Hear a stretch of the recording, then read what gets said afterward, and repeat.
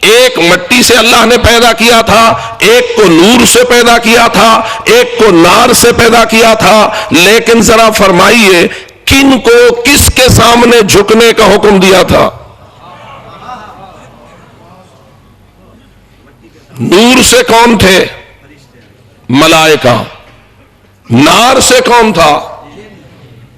ابلیس، کان من الجن، وہ جنات میں سے تھا۔ اور مٹی سے کون تھا؟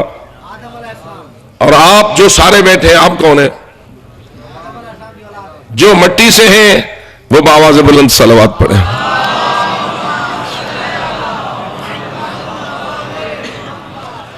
آدم و آدمی مٹی سے، ابلیس اور جنات آگ سے، اور ملائکہ نور سے۔ ملائکہ نوری، آدم خاکی اور ابلیس ناری۔